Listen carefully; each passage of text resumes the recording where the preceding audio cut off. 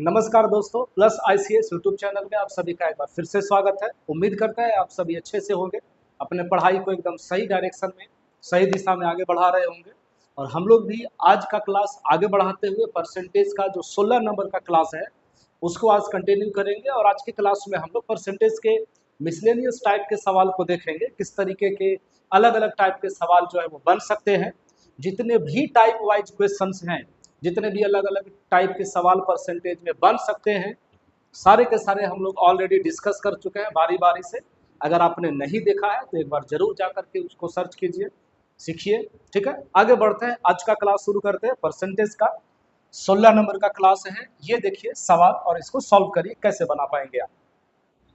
Question देखिए, एक बल्लेबाज ने 124 रन बनाए जिसमें 6 चौके और 10 छक्के शामिल थे। अगर आप 6 चौका लगाते हैं तो 24 रन तो ऐसे ही हो जाएगा। 10 छक्का लगाएंगे तो 60 रन तो आपका ऐसे ही हो गया। यानी कि आप समझ पा रहे होंगे कि टोटल 124 रन में से 84 रन जो है वो सिर्फ और सिर्फ उसने बाउंड्रीज के मदद से बनाए हैं। इसमें दौड़ने की कोई जरूरत तो है नहीं, खड़े खड़े मार दो और रन हो जाएगा आपका। आगे सवाल है कि उसके कुल स्कोर में से कितने प्रतिशत रन विकेटों के बीच दौड़कर बनाए गए हैं, है ना। और कहां से रन आएगा, चाहे तो बाउंड्री से, नहीं तो आपको दोनों विकेट के बीच में दौड़ करके बनाना पड़ेगा। तो 124 में से इतना तो कंफर्म हो गया कि 84 रन जो है उसने बाउंड्री से बनाए हैं। इसका मतलब आपका सिर्फ सवाल ये रह गया कि जो 40 है, 40 सही है घटाया हुआ, बिल्कुल। ये जो 40 है वो 124 का कितना परसेंट है। 40 रन जो है उस प्लेयर ने दौड़ करके बनाए हुए हैं, तो 40 124 का कितना परसेंट होगा। 4 से 31 बार में काट लीजिए और 4 से 10 बार में। ठीक है, तो ये हो गया आपका 1000 डिवाइडेड बटा में 31। यहां तक कोई दिक्कत नहीं होना चाहिए आपको। ठीक है, अगर आप इसको फ्रैक्शन में लाना चाहे, चूंकि 31 जो है वो देखिए सारे के सारे ऑप्शन में है ना। अगर एक बार लगाने का प्रयास किया जाए, देखिए 31 में 3 से गुना कर देंगे तो 31 या 93 हो जाएगा। 100 में से 93 जाएगा तो 7 बचेगा। ठीक है, ऊपर से आप उतार देंगे 2, तो 31 है तो ये 2 बार में तो आराम से लग सकता है, 2 बार में लग जाएगा कुछ इस तरीके से, है ना। यानी 32 पूर्णांक आप देखेंगे तो एक ही है ऑप्शन में, 32 सहित 8/31%। क्लियर है। तो इस तरीके से सवाल को बनाइए, कोई दिक्कत नहीं है। फिर से एक बार समझते हैं सवाल क्या था कि उस बल्लेबाज ने 124 रन में से 6 चौके और 10 छक्के उसने लगाए हुए हैं। तो 4 छक 24 रन और 10 छक 60 रन। 84 रन जो है वो बाउंड्री के मदद से आया है। 124 में से 84 माइनस कर लीजिए तो जो 40 रन है वो उसने दौड़कर बनाए हुए हैं। आपको सिर्फ ये चाहिए कि 40 जो है वो टोटल रनों का कितना परसेंट है। 40 जो है वो 124 का कितना परसेंट है, तो ये रह गया आपका आंसर। ठीक है, चलिए ये सवाल देखिए, इसको बनाइए। बहुत अच्छा क्वेश्चन है। ए की आय बी की आय का 80% है ना, और ए का व्यय बी के व्यय का 60% है। ऐसा करते हैं, देखिए आय और व्यय और ये हो गया खर्च। सवाल बढ़िया है, थोड़ा परेशान कर सकता है, समझिएगा।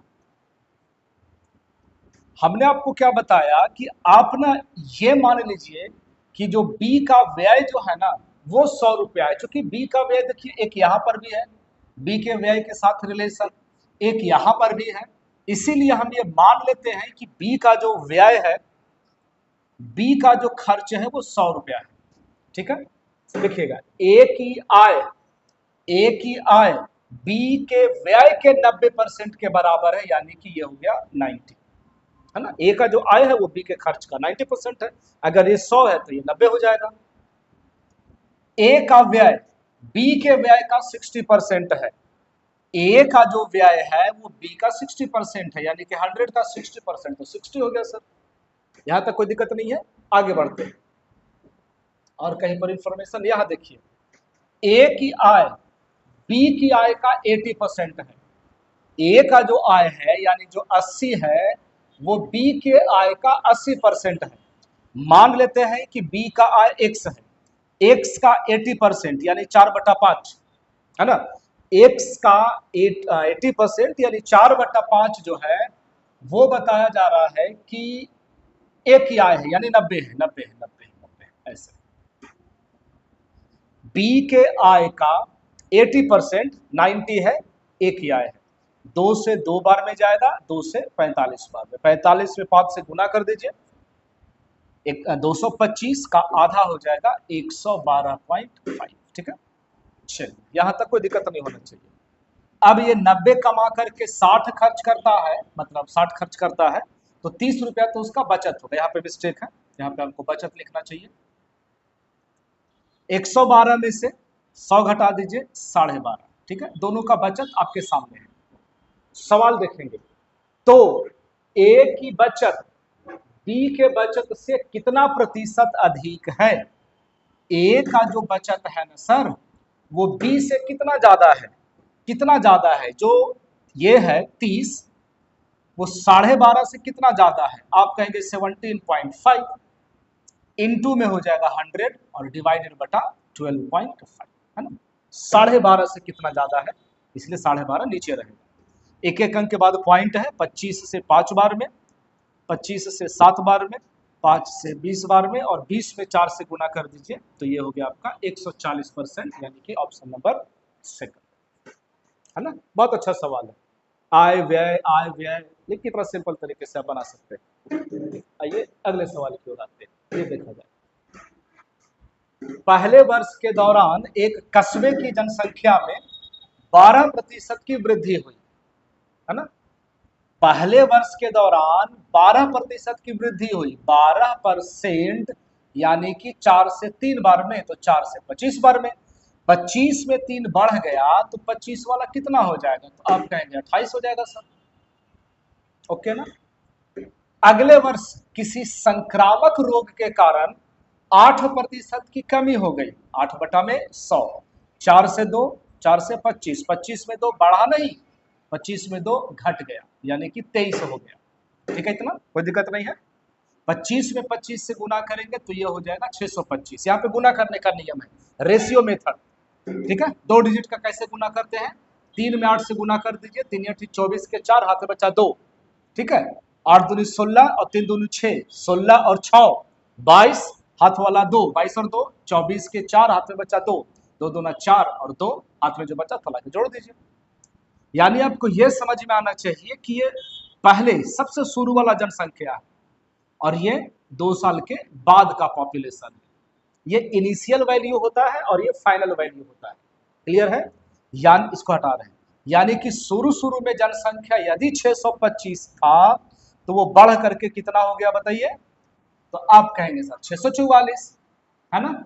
अब देखिए दूसरे वर्ष के अंत में जनसंख्या दिया हुआ है, इनिशियल पॉपुलेशन, फाइनल पॉपुलेशन, 2 साल के बाद फाइनल दिया हुआ है, इसका वैल्यू दिया हुआ है 644 पर 00। अब कितना आसान हो गया कि सर जब इसका वैल्यू दिया हुआ है और वो भी मैं 100 से मल्टीप्लाई करके, तो क्या हम 100 से मल्टीप्लाई नहीं कर सकते, तो ये हो गया आपका आंसर 62,500। बस इतना ही सा है, ऑप्शन नंबर तीसरा वाला। रेशियो मेथड लगाइए एकदम आंसर आ जाएगा।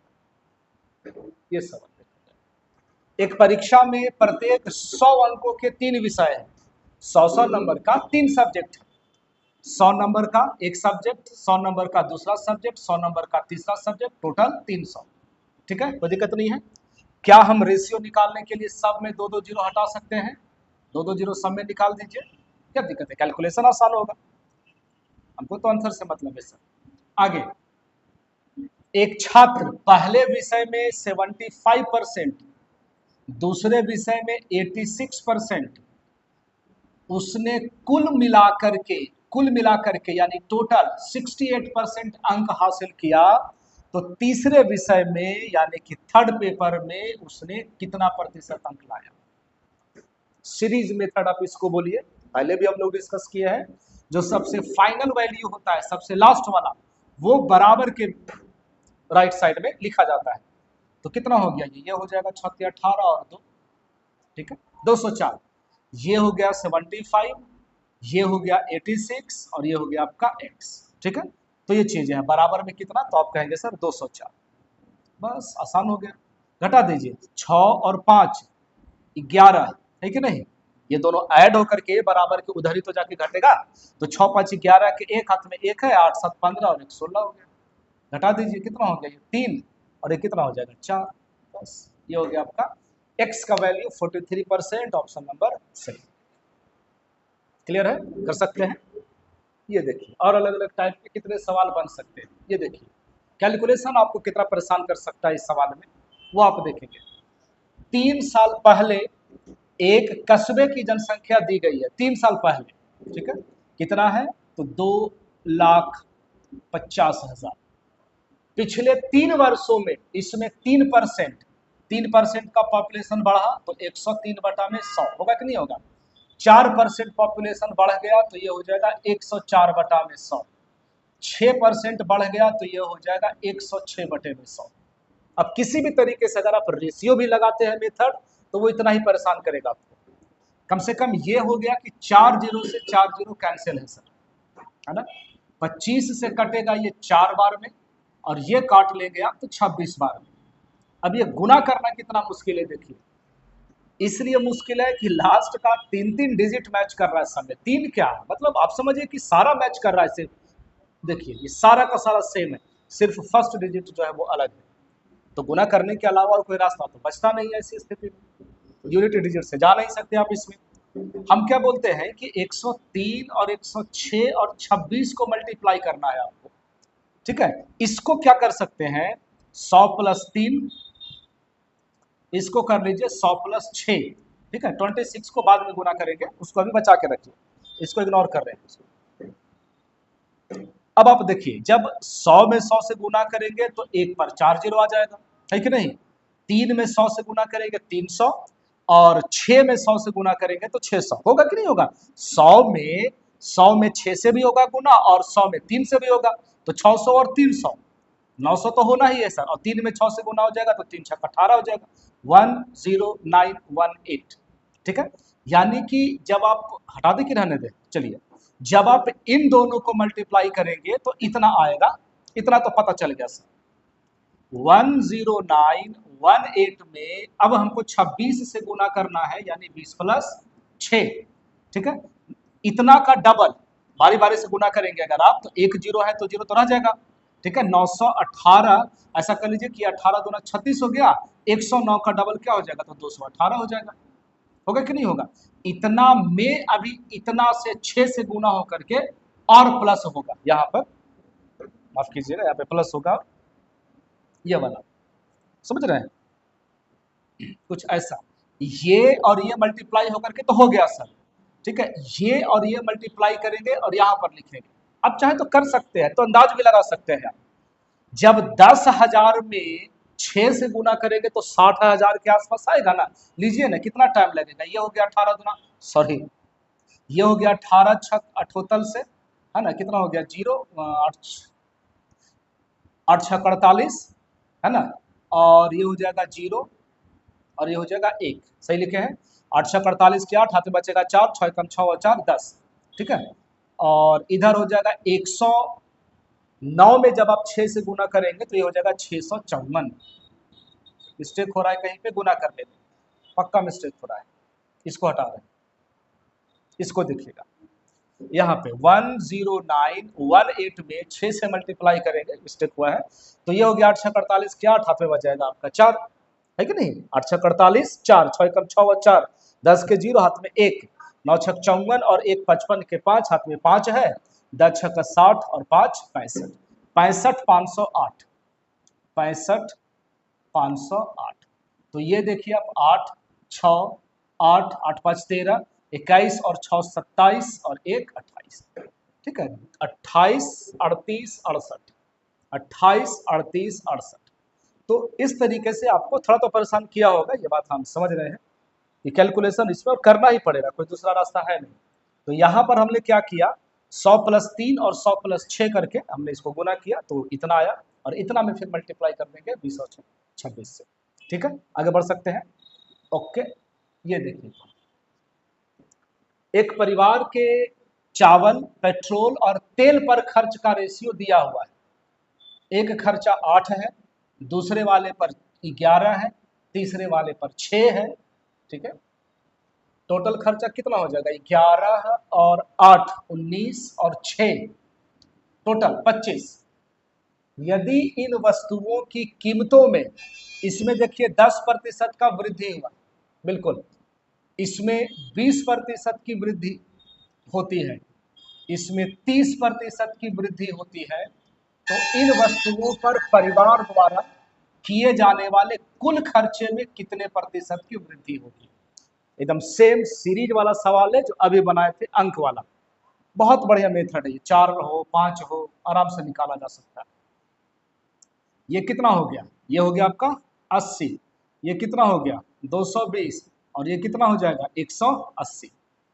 ठीक है, ये और ये ऐड कर देंगे तो 400, 400 में 80 जोड़ देंगे तो ये हो जाएगा 480, बराबर में हो गया सर 25x, है ना, ये दोनों मल्टीप्लाई हो जाता है। अब जैसे आपको समझ में आता हो, ये x का वैल्यू निकालना है तो ये जो 25 है वो बटा में ही तो आएगा, 480 बटा 25 ही तो होगा। हम तो बोलते हैं कि यहाँ भी 4 से गुना कर दीजिए और यहाँ भी 4 से गुना कर दीजिए। ठीक है, ऊपर में 48 में 4 से गुना करेगा ना तो 192, एक जीरो आ जाएगा, और नीचे में देख लीजिए तो 25 चौको 100 आ जाएगा, जीरो से जीरो कैंसिल है, एक अंक के बाद पॉइंट बिठा देंगे। हाँ? जैसे आपको इजी पड़े आप आराम से बना सकते हैं। हम लोग चाहते तो 5 से भी डिवाइड कर सकते थे, उसके बाद फिर भाग देते। 19.2 कुल मिलाकर के 19.2% की वृद्धि हुई है खर्चों में टोटल। तो ये रहा आपका सीरीज मेथड, इसको जरूर सीखने का प्रयास कीजिए। ये देखिएगा, एक शहर की जनसंख्या जो है वो टोटल दी गई है 18,000 टोटल। अगले वर्ष पुरुषों की जनसंख्या में, मेल और ये फीमेल, पुरुषों की जनसंख्या में 5% की वृद्धि हुई, अच्छी बात है, ये 5% बढ़ा है। महिलाओं की जनसंख्या में 7% की वृद्धि हुई है, ये 7 बढ़ा है। जनसंख्या बढ़ करके 19,200 हो गया। तो टोटल निकाल लेते हैं कि कितने प्रतिशत की वृद्धि हुई है ना। इतना से बढ़ करके इतना हो गया तो कितना वृद्धि हुआ होगा? 1200 है कि नहीं? 18,000 से 19,000 हो गया। 1200 गुना में 100 और बटा में ओरिजिनल वैल्यू कितना? 18,000। बोलिए, एक जीरो से एक जीरो काट लीजिए, 2 जीरो से 2 जीरो काट लीजिए, और 6 से 3 बार में और 6 से 2 बार। ठीक है, ये हो गया आपका 20 बटा में 3%। फ्रैक्शन आ गया सर, नो प्रॉब्लम। फ्रैक्शन को हटाने के लिए आप क्या करेंगे? इसमें भी 3 से गुना, इसमें भी 3 से गुना और इसमें भी 3 से गुना कर सकते हैं। ठीक है, तो ये तो कैंसिल होकर के ये 3 से 3 कैंसिल हो जाएगा तो 20 बचेगा। ठीक है, ये कितना हो गया टोटल? 3 में 7 से गुना कर दीजिए तो ये आपका 21 हो जाएगा, ये आपका 21% हो गया। और ये कितना हो जाएगा? तो आप कहेंगे सर 5 में 3 से गुना कर देंगे तो 15%। बस लीजिए, सब परसेंट में रखिए। तो इधर से घटने के बाद हो गया 1, इधर से घटने के बाद हो गया 5। तो ये है आपका मेल और फीमेल की संख्याओं का अनुपात जो आपसे पूछा जा रहा है। पुरुषों और महिलाओं की जनसंख्या का अनुपात क्या था? तो 1:5, यानी कि ऑप्शन नंबर दूसरा वाला। ठीक है, एलिगेशन लगाइए, एकदम रेशियो निकलेगा। अगर हम लोग चाहते तो अलग अलग निकाल सकते थे कि पुरुषों की संख्या कितनी है यार, महिलाओं का, चूंकि दिया हुआ है टोटल 18,000, 5 और 1 6 का वैल्यू दिया हुआ है टोटल 18,000, तो 1 का वैल्यू कितना हो जाएगा? तो 3,000 हो जाएगा। इसको आप कहेंगे 3,000 और ये 5 का वैल्यू हो जाएगा 15,000। अलग अलग पूछता तो आप ऐसे भी कर सकते थे, हमसे तो सिर्फ रेशियो पूछा जा रहा है। ठीक है, चलिए ये सवाल देखिए, ये भी बहुत अच्छा है। देखिए और प्रयास करिए, बनाने का कोशिश कीजिए। किसी कक्षा में 60% छात्र लड़कियां हैं, जब टोटल 100 मानते हैं, तो 100 में से जब गर्ल, और ये लिखते हैं बॉय, जब 60% लड़की है तो अंडरस्टूड होना चाहिए कि बाकी होंगे लड़के। और कौन रहता है सर? लिखा हुआ भी है, शेष देख लीजिए, लड़के हैं, 100 में से 40 लड़का है। किसी परीक्षा में 45% लड़कियां उत्तीर्ण होती है, यहां लिख रहे हैं पास और फेल। ठीक है, ये पास और ये फेल। यहां भी वही काम हो जाएगा, ये पास और ये फेल। 60 का 45% पास है सर। 20 से 3 बार में, 20 से 5 बार में, 5 से 9 बार में, तो 9 या 27, 60 में से 27 पास है तो 33 फेल हो जाएगा, है ना। आगे देख लीजिए, 40% लड़के अनुत्तीर्ण है। 40%, टोटल 40 है, 40 का 40%, ये सब मेंटल कैलकुलेशन कीजिए, देख लीजिए सब 0 0 कट के 16 हो जाएगा, तो 16 जो है वो फेल है, तो जाहिर सा बात है कि 24 जो है वो पास होगा, है ना। अब देखिए सवाल क्या है, यदि अनुत्तीर्ण होने वाली लड़कियों की संख्या, वाह, अनुत्तीर्ण होने वाली लड़कियों की संख्या, तो अनुत्तीर्ण होने वाली लड़की कितनी, 66, यहां देख लीजिए फेल कितना, तो आप कहेंगे सर कि 33 का वैल्यू 66 है, तो उत्तीर्ण होने वाले लड़कों की संख्या, पास होने वाला लड़का 24 का वैल्यू कितना, ये कटेगा 2 बार में, 24 का डबल कर दीजिए 42 हो जाएगा, ये आपका आंसर हो जाएगा ऑप्शन नंबर सेकंड। ठीक है, चलिए सवाल कम है लेकिन बहुत अच्छे अच्छे सवाल रखे गए हैं, सीखने के लिए बहुत अच्छे थे। बाकी इसका पीडीएफ लेने के लिए आप हमारे टेलीग्राम चैनल प्लस ICS जरूर ज्वाइन करें, चैनल को ज्वाइन कीजिए, वहां से पीडीएफ लीजिए, प्रैक्टिस कीजिए। ठीक है, मिलते हैं बाकी अगले वीडियो में, तब तक के लिए बहुत बहुत धन्यवाद, थैंक यू।